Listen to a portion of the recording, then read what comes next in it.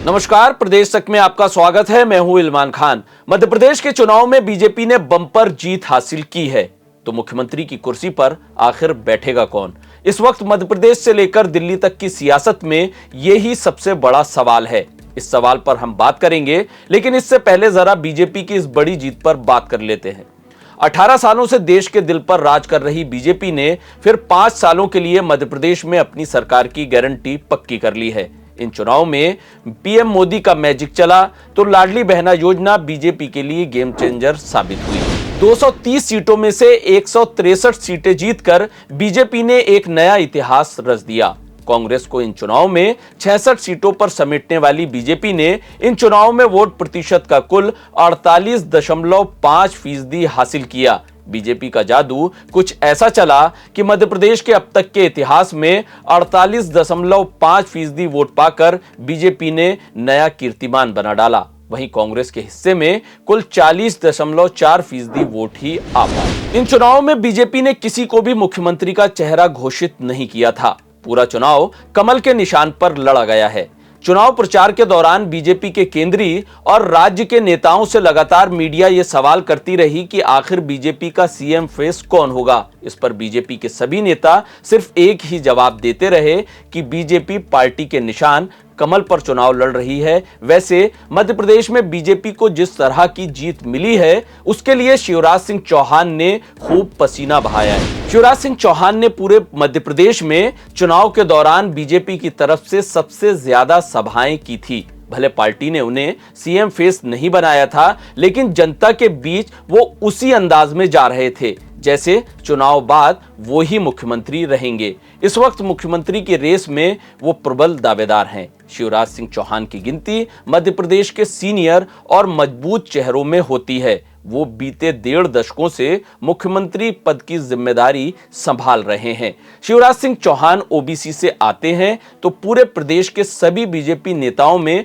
उनकी छवि सर्वमान्य नेता की है। शिवराज सिंह चौहान से कभी कोई नेता नाराज नहीं रहता, तो सीएम की रेस में शिवराज सिंह चौहान सबसे आगे चल रहे हैं। मजेदार बात यह है कि इस चुनाव में बीजेपी ने नरेंद्र सिंह तोमर, प्रहलाद पटेल, कैलाश विजयवर्गीय और फग्गन सिंह कुलस्ते जैसे केंद्रीय नेताओं को चुनाव मैदान में उतारा था, जिसमें से सिर्फ फग्गन सिंह कुलस्ते ही निवास सीट से चुनाव हारे हैं। फग्गन सिंह कुलस्ते पार्टी का बड़ा आदिवासी चेहरा है, तो दिमनी से नरेंद्र सिंह तोमर, नरसिंहपुर से प्रहलाद पटेल, इंदौर क्रमांक 1 से कैलाश विजयवर्गीय जीतने में कामयाब रहे हैं। इन सभी दिग्गजों को सीएम पद की रेस में माना जा रहा है। नरेंद्र सिंह तोमर की पहचान बीजेपी के वरिष्ठ नेताओं में होती है। पार्षद से लेकर विधायक और राज्य सरकार में मंत्री के साथ ही सांसद और केंद्रीय मंत्री के तौर पर उनके पास अच्छा खासा प्रशासनिक अनुभव तो है ही। वो प्रदेश में 2 बार बीजेपी के प्रदेश अध्यक्ष रह चुके हैं,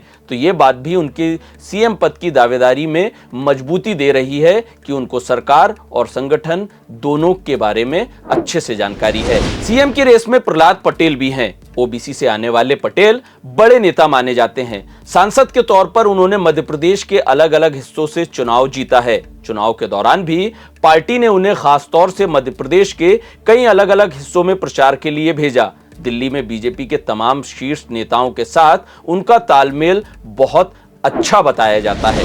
सीएम की रेस में कैलाश विजयवर्गीय का नाम भी तेजी से चल रहा है। वो कई बार के विधायक हैं, मध्य प्रदेश सरकार में मंत्री भी रहे हैं, बीजेपी के राष्ट्रीय महासचिव भी हैं। उनके प्रदेश प्रभारी महासचिव रहते हुए ही बीजेपी ने हरियाणा जैसे राज्य में सरकार बनाई थी, तो पश्चिम बंगाल के प्रभारी महासचिव रहते हुए उन्होंने टीएमसी के गढ़ में बीजेपी को मजबूती दी है।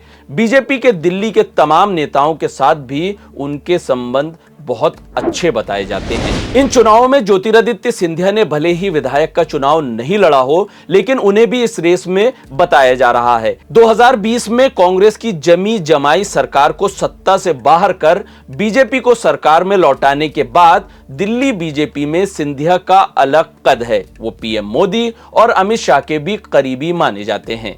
इनके साथ ही सांसद राकेश सिंह जबलपुर पश्चिम से, तो सांसद रीति पाठक सीधी से, तो नर्मदापुरम के सांसद राव उदय प्रताप सिंह गाडरवाड़ा से चुनाव जीते हैं। वैसे सियासी हलकों में यह भी कहा जा रहा है कि बीजेपी के प्रदेश अध्यक्ष वीडी शर्मा का नाम भी इस रेस में है। ऐसा कहा जा रहा है कि जब किसी पर सहमति नहीं बनी तो वीडी शर्मा के नाम की लॉटरी लग सकती है। वीडी शर्मा मौजूदा वक्त में मध्य प्रदेश बीजेपी के अध्यक्ष हैं। उन्हें पार्टी के केंद्रीय नेतृत्व का पूरा भरोसा हासिल है। 2-3 नेताओं को छोड़ दें तो करीब करीब सभी नेताओं का नाम गंभीरता से सीएम पद की रेस में माना जा रहा है। लेकिन इन सभी नेताओं की अच्छी बात यह है कि सभी अपने बयान में सीएम पद को लेकर गेंद केंद्रीय नेतृत्व के पाले में डाल दे रहे हैं और केंद्रीय नेतृत्व हमेशा अपने फैसलों से सभी को चौंका देता है। देश दुनिया की तमाम खबरों को देखने के लिए प्रदेश तक को सब्सक्राइब करिए, वीडियो को लाइक करिए, कमेंट करिए।